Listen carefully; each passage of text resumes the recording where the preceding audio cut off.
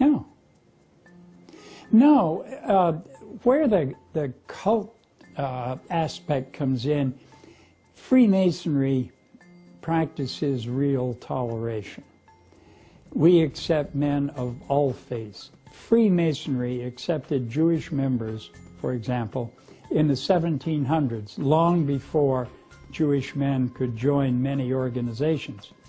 And that has helped this conspiracy theory nonsense. If you read it in the papers, it's the Jews and Freemasons are in cahoots to take over the world.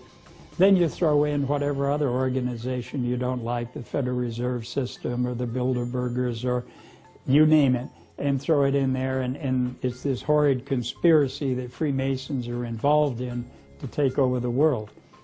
It's just simply coming from people who need an enemy.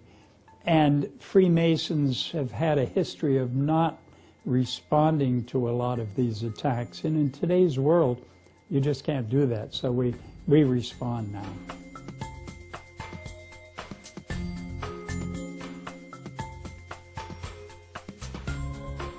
They would be terribly disappointed and wouldn't even think about staying in the organization, because that's not what it's about. That's not what it gives. And a person looking for that is better not coming into the fraternity.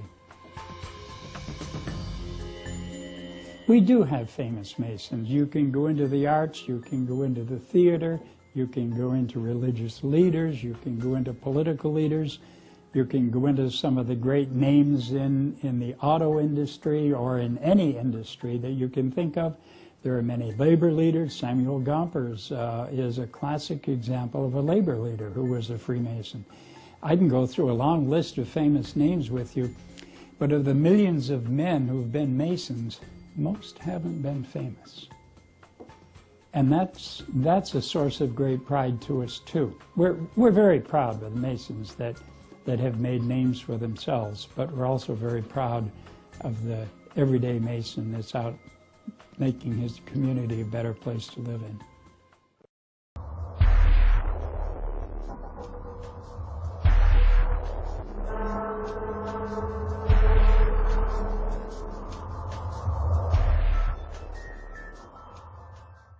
Now, the main enemy is Freemasonry.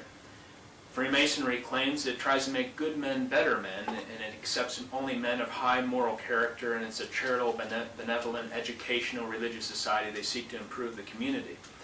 But what they fail to tell the people is that Masonry has another purpose. It's completely unknown to much of the public and many of the Masons.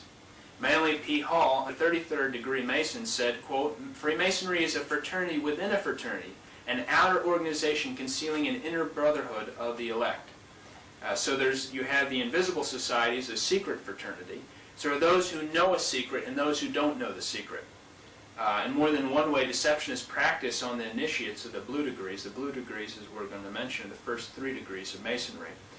He's told that nothing he's about to do will conflict with his religious or personal beliefs, but he's led phase by phase through a series of blood oaths, never to reveal the secrets of Freemasonry.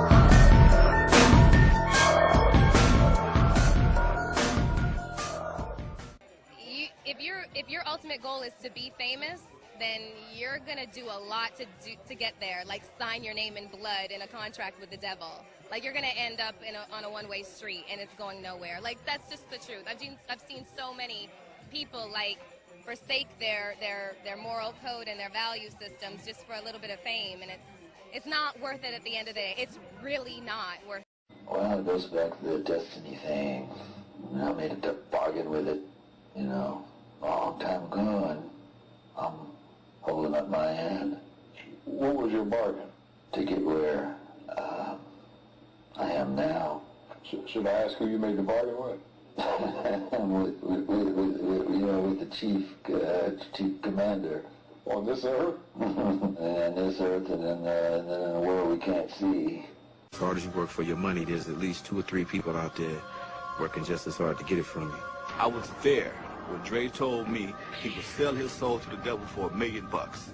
And I swear right now, devil got to have a receipt for his ass. It didn't work out, and so I sold my soul to the devil. I sold my soul to the devil. I know it's a crappy deal. At least it came with a few toys like a Happy Meal.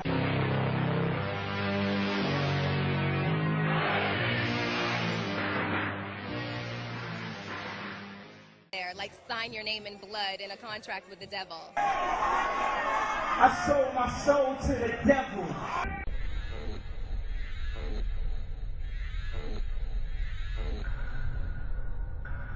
I get possessed by the spirits.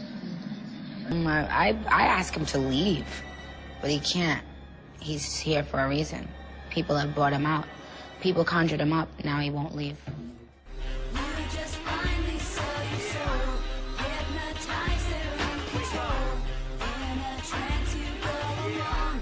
I've been very involved with my church. When, like, the moment right before when you're nervous and that other thing kind of takes over for you, then Sasha Fierce appears, and my posture and the way I speak and everything is different. And I remember right before I performed, I raised my hands up, and it was kind of the first time I felt something else come into me, and I knew that was going to be my coming out night.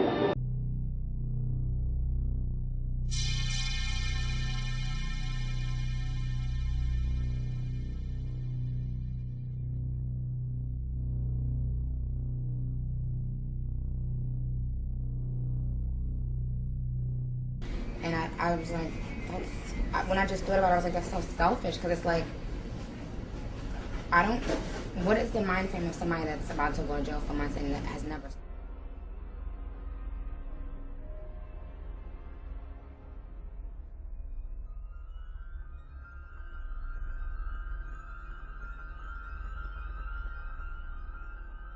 Me being a devil worshiper or whatever, them reading into my hand over my eye on my album cover. Why is your hand over your eye? Because I'm a devil worshiper. What are you talking about? Alright, well, I have tickets to see the devil worshiper if you call me right now. I'm just kidding. No, seriously? Because I'm a devil worshiper. What are you talking about? Because I'm a devil worshiper. Because I'm a devil worshiper. Because I'm a devil worshiper. Because there's a bunch of devil worshippers in Hollywood. Hollywood, and there's a lot of black folks too, and they be throwing up them signs. You see them, this, that, all of them. Watch the rappers, watch them folks. It's scary. It's very scary. That devil is real. Well, what is this? Oh, the devil in this mess, yeah. Because I froze this up. I thought this was rock on. Be careful. No, the goat. Be careful. Why do some artists who have a certain amount of talent, some not very much, why do they get picked up by the corporations to become these big influencers of young people and other people through the entertainment and the music industry, and others with incredible talent never get off the ground? It's because they are chosen.